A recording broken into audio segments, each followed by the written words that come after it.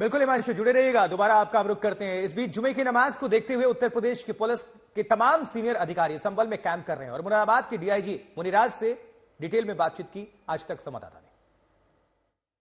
जब आपने कल 20 मीटिंग की थी तो उसका कुछ फायदा या उसका असर लोगों पे होता हुआ नजर? आप देखिए अभी लग रहा है ना सभी लोग आ रही है, बाहर है, साथ साथ पूरा सभी कितना भी लोग है उन लोगों ने अपना वॉलंटियर्स भी दे रहे हैं। हमारा वॉलंटियर्स भी दिया उन लोगों ने, हमारे बैरिकेडिंग में उन लोग वॉलंटियर्स भी दे रहा है।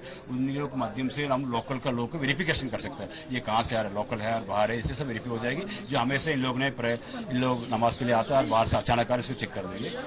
आधार कार्ड वगैरह भी सर पूरा चेक हो रहा है? जो लोग आएंगे यहाँ पे, अगर ये लोग बाहर का आदमी वॉलंटियर्स चेक करेंगे, उनको पता है रेगुलर कौन आता है, अचानक आ रहा है, उसके हम लोगों ने रेसिडेंस उनको वेरीफाई करेंगे, आइडेंटिटी वेरीफाई करेंगे। संजय शर्मा मेरे सहयोगी इस वक्त तमाम जानकारी के साथ जुड़ गए हैं। संजय प्लीज फ्रेम में आइए। संजय, आपसे यही जानना चाहेंगे, सुप्रीम कोर्ट में आज जिस अर्जी पर सुनवाई होनी है उसका क्या स्टेटस है?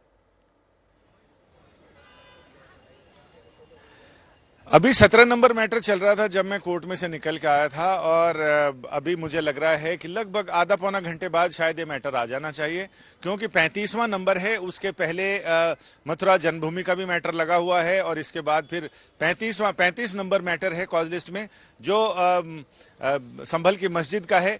तो ऐसे में लग रहा है कि 12 बजे के बाद ही, या हो सकता है पोस्ट लंच भी मामला सुनवाई के लिए आए, क्योंकि अभी एक मामला जो बहुत देर से चल रहा है 17 नंबर मैटर, वो बहुत लंबा खींच रहा है। तो इस वजह से मुझे लग रहा है कि शायद टाइम लग सकता है। और जहां तक रही बात संभल में रिपोर्ट दाखिल करने का मामला टलने की, तो इस पर हमारे सूत्र ये बता रहे हैं कि चूंकि मामला सुप्रीम कोर्ट में लंबित है, लिहाजा जिला अदालत ने इसमें आगे सुनवाई नहीं की है और इसमें सुनवाई के लिए 8 जनवरी की तारीख लगा दी है।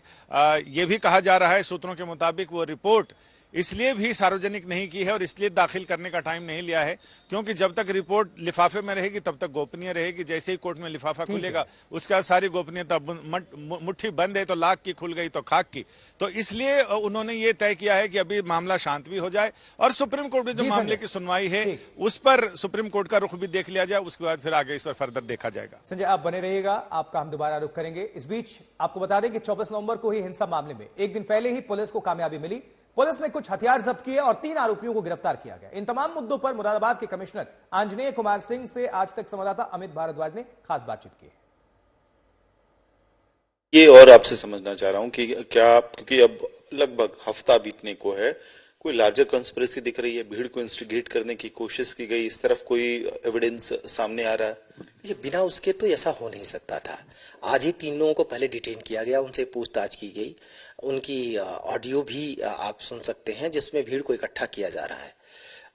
बच्चों को इकट्ठा किया गया, जिनकी पढ़ने की उम्र है उनको पत्थर फेंकने में लगाया गया।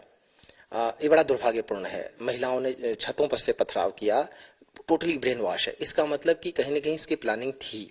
अब ये कि इस प्लानिंग की हमें जानकारी कैसे नहीं मिली। दूसरी बात यह है कि आप देखेंगे हथियार लिए हुए भी लोग दिखाई दे रहे हैं, गन लिए भी। एक जगह पे यहाँ पे मैं जरूर मानूंगा कि हथियारों वाला एंगल हम देख नहीं पाए, लेकिन सभी घरों में अगर तलाशी करते तब भी तो आप कहते कि बेवजह एक कम्युनिटी को परेशान किया जा रहा है। मैं इतना कहूंगा कि अगर हमारा कहीं पे अगर फेलियर होगा या कहीं किसी अधिकारी के स्तर पे गलती है तो उसको हम उसको करेक्ट करने के लिए और कार्रवाई करने के लिए तैयार हैं। आज भी 3 कंट्री मेड पिस्टल्स पुलिस ने रिकवर किया है, तो क्या ये सब इस्तेमाल हुआ था उस वक्त जब बलवा हो रहा था, हंगामा हो रहा था? या तो इस्तेमाल हुआ था, इस्तेमाल करने के प्रयोजन से लाया गया था। इन सारी चीजों को इस रिकवर किया जा रहा है और वो सारा कुछ सीसीटीवी कैमरे के फुटेज और ड्रोन कैमरे के फुटेज इत्यादि के आधार पर ही किया जा रहा है, लोगों से पूछताछ के आधार पर ही रिकवर किया जा रहा है। निश्चित रूप से इसमें एक प्लान्ड वे में एक साजिश रची गई। आप देखिए ना, उसी समय सोशल मीडिया पे सारी चीजें इस तरीके से नैरेटिव गढ़े जाने लगे घटना होने के उपरांत ही कि देखो ऐसे हो गया। ये अचानक से नहीं हो सकता। एंटिटीज हैं इसमें, आपको लग रहा है, या फिर कोई बाहर से? कई बार हमने देखा इस तरह के बवाल के पीछे कई बार इंटरनेट के थ्रू बहुत ज्यादा फॉरेन लैंड से इंस्टिगेट किया जाता है, तो ऐसा कुछ एंगल देखने को मिल रहा है? इसको रूल आउट नहीं कर सकते कि पॉलिटिकल भी उद्देश्य रहा हो। आपने देखा होगा इसमें वहां के माननीय सांसद को नामजद किया गया है और आधार पर नामजद किया गया है, साक्ष्यों के आधार पर। वहां के माननीय विधायक के पुत्र को भी नामजद किया गया है साक्ष्यों के आधार पर। तो पॉलिटिकल चीजों से हम इनकार नहीं कर सकते।